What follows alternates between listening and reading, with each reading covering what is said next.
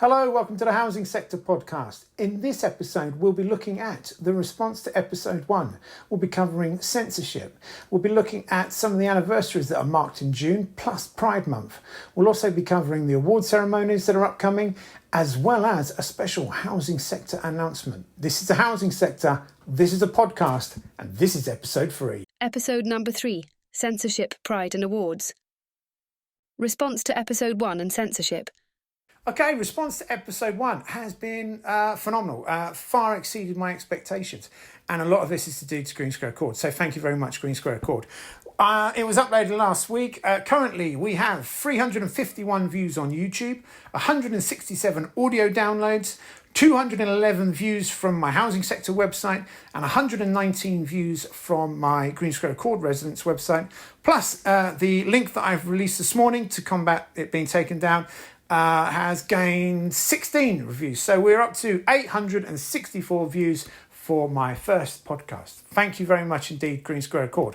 Now, why am I thanking GreenSquareAccord? Well, that brings us on to their censorship debate.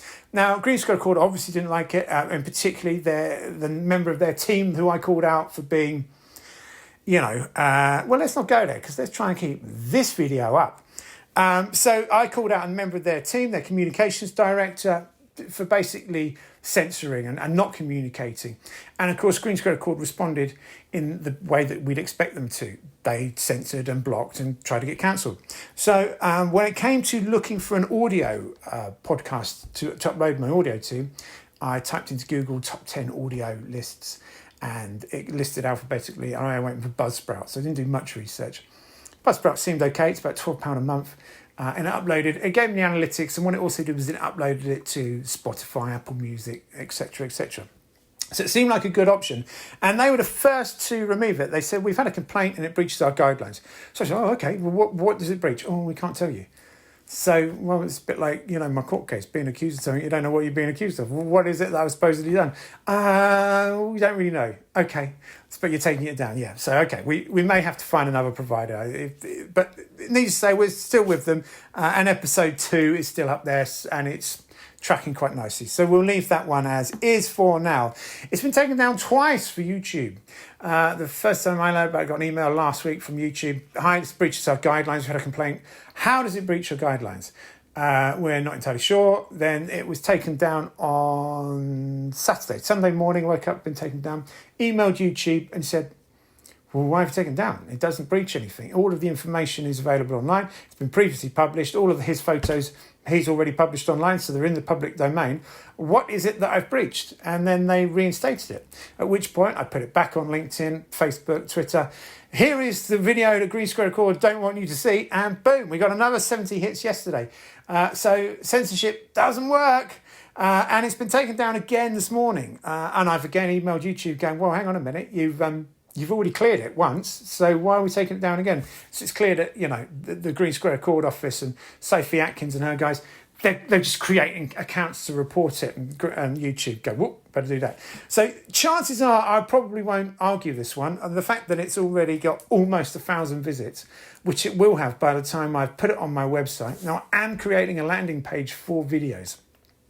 I was going to do it yesterday, but instead I spent the day on a settee watching movies with the wife.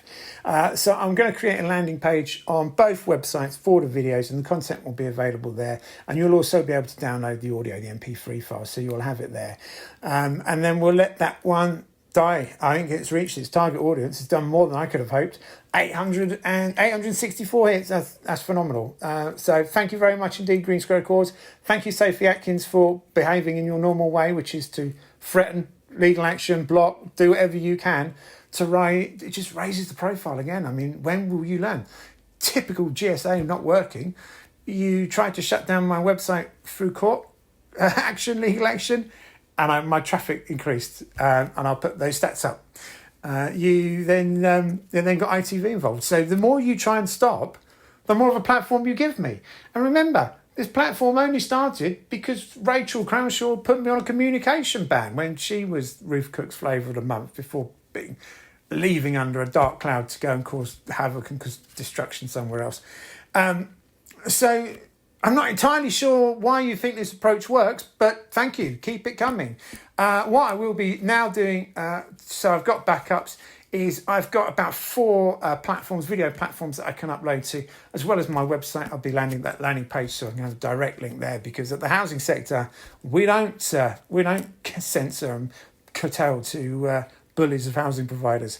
So that is response to episode 1 and censorship. Why it'd be better to embrace the criticism and learn from it rather than try and silence it. But please, short of putting it up in the sky in a plane and putting it on the side of buses, I don't know what else you could have done. But thank you very much indeed.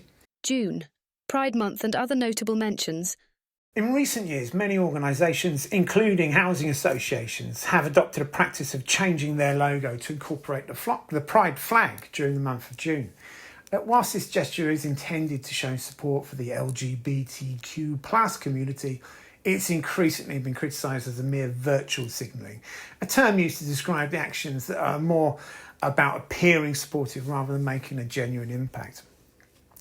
A survey by YouGov in 2022 found that 64% of Americans see corporate involvement in Pride as primarily motivated by profit rather than genuine support for the LGBTQ plus community. Researchers Bloomberg in 2023 noted that over 150 major brands incorporated the Pride flag into their logo in the previous June, with a significant portion facing backlash on social media for not backing their symbolic gestures with substantial actions. A study in 2023 by GLAAD, G-L-A-A-D, revealed that 55% of the LGBTQ plus individuals believe that companies' Pride Month activities are superficial and do not address the community's real issues. Housing associations have adapted Pride-themed logos, as many of us will see, not as many as last year.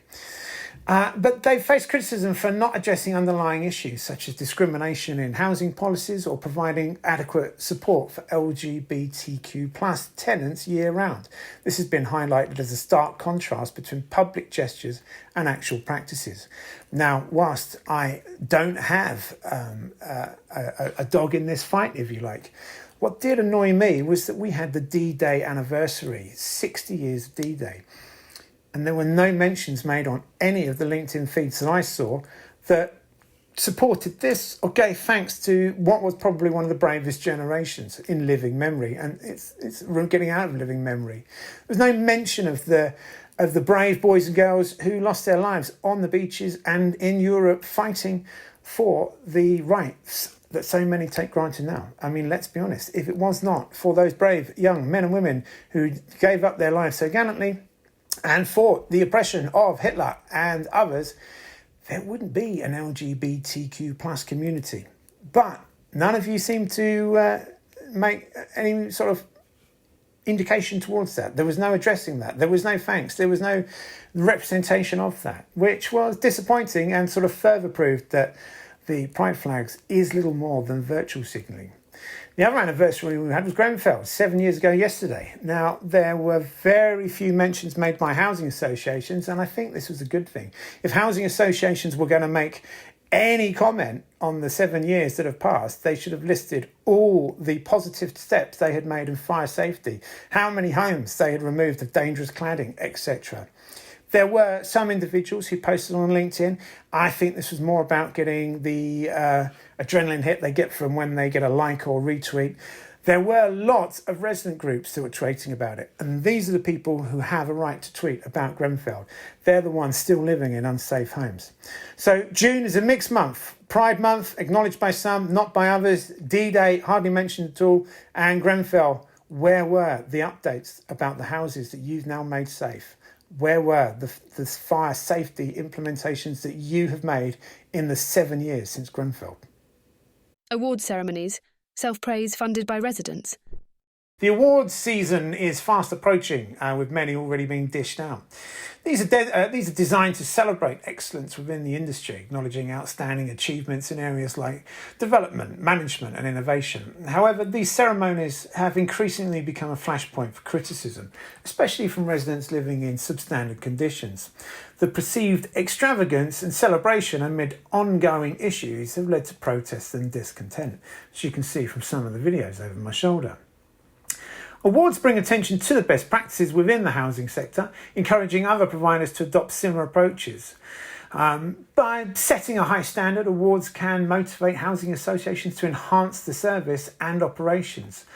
Celebrating innovative projects and initiatives can inspire new ideas and solutions to common challenges within housing. Staff at housing associations often work in challenging environments, there's no doubt of that. Recognising the hard work they do can be boost morale and job satisfaction. However, on the flip side, residents often see the money spent on lavish award ceremonies and events as a waste, especially when they're living in unsafe or inadequate housing conditions. Many argue that these funds could be better used to address urgent housing repairs and improvements and reduce the escalating cost of service charges. Beyond the awards themselves, significant sums are spent on events and conferences, including venue hire, catering and entertainment, which seems unnecessary by the residents. These events often take housing professionals away from their daily duties and is often seen as nothing more than a day out of the office, when they should be at home focusing on the communities themselves, supporting people. Holding celebratory events whilst residents suffer from issues like unsafe cladding, mould or poor maintenance feels tone deaf to those affected, hence the backlash. These events were cancelled in recent years due to Grenfell and Anwar. There is a concern that awards events are focused more on public relations than on genuine improvements, and this is something I tend to agree with. Some critics, myself included, argue that awards and events can be used to gloss over ongoing problems within the housing associations, providing a veneer of success. And all we have to do is look at a latest award that's happened from GreenSquareAccord. What's seen as an award for creating a nice PDF file and some text and images has led to two of them having a night out at the expense of residents. And the claimed victory that it has helped endorse a culture isn't quite true, because they're still having to employ someone to bring in that culture and bring it to life. So what have we paid for? Two friends to have a night out on glitzy night out in a hotel, champagne, hired suits, who knows what else. Perhaps it needs to integrate resident feedback into the evaluation process for awards to ensure that voices and experience are considered. If you've had multiple complaints from the Housing Ombudsman, should that make you ineligible for the reward, any award in any category? Create awards that specialise in recognising projects and initiatives that have a demonstrable impact upon relative quality of life. So if you have something that you think has improved the life of your residents and you can back it up with fact-based evidence, then that should put you up for an award. I don't think anyone would have a problem with that. However, we need to consider having virtual award ceremonies. Perhaps hold them at your own office with a link to ceremonies, reduce travelling costs, hotel costs. Why not have a glitzy event within your own buildings and offices? This might not be the lavish Facebook exposure that you want, but it will give your staff some inspiration to continue to be acknowledged and rewarded. Scale back on the extravagance. So, look, the awards are going ahead, and they're going ahead because they make so much money for the people who host the awards. The housing, Inside Housing has just launched their email campaign, must nominate people here. They then charge housing associations for a table. So if you get through the process of nominating your team and your team wins, you'll then want to buy a table. And this is where Inside Housing and others make their money. It also comes from sponsorship deals and events. So all of this money isn't going back into supporting the homes of the residents. And this is why we have so many protests. The fact that housing associations aren't taking a step back and saying, until we get it right, we're not going to celebrate, is tone deaf. It's why there will continue to be demonstrations, and it increases the gulf between your residents and the providers. And this is what we need to overcome. If you were in any other sector and an award ceremony was viewed as a bad thing by your customers, you wouldn't do it. You would protect your customer database. And the housing associations are failing to take up on that one. Let's get awards going, but let's make sure they're genuine. Let's make sure they're valued, and let's make sure it isn't just another revenue stream for corporations and sponsorship deals. Which brings me nicely on to the final announcement. over the next coming months, I'm going to launch the Housing Sector Awards. Now, these awards are going to be a bit like the raspberries to some of them. So if you've had a particularly bad Housing Ombudsman report or multiple Housing Ombudsman reports, then expect yourself to be up in the top list for worst housing provider of the year. However, if, and this is more for the residents, if you know of a housing officer or customer service advisor who has really gone that extra mile, or who really demonstrates the credo that housing providers are pushing, who really puts the resident at the heart of everything they do, then let me know. Support at housingsector.co.uk, because they're the heroes that we're really going to sing out and celebrate. So it'll be coming up. We'll probably do it in December as a sort of end of year. But if you know someone who brings housing, is a passion for housing, and is bringing that support to their residents, please let me know. Let's celebrate the truly great. Let's name and shame the truly bad. The Housing Sector Awards, the HSAs, I suppose, are coming in December. I will create a landing page for it, and it would be great to get some input from you. Because you know what? If you win a Housing Sector Award, you know it's true, you know it's honest, and you know you deserve it. All of that coming up soon. That's another one in the bag. That brings us to the end of episode 3. A little more shorter, a little more concise, I hope you'll agree. Lots more content coming up. We'll be looking in episode 4 possibly at the state of some properties that have been left after maintenance has supposedly been carried out. If you have a topic or suggestion, please let me know. I would like to cover it. If you would like to be involved with the housing sector in any way, please let me know. There aren't many paying roles, and if there were, I'd have them. But, you know, we're a community and we're growing. Thank you to everyone who's liked and shared the video. That helps no end. Nobody's helped more than GreenSquareAccord, so thank you very much indeed for that one. Until next time, have a good time. Cheerio. Bye-bye. Thank you for listening to the Housing Sector podcast. We hope you found this episode insightful and engaging. Please like, subscribe, and share with your friends and colleagues. Your support helps us continue to bring you the latest updates and discussions on housing issues. Stay tuned for our next episode, and don't forget to follow us on our social media sites for more content and updates.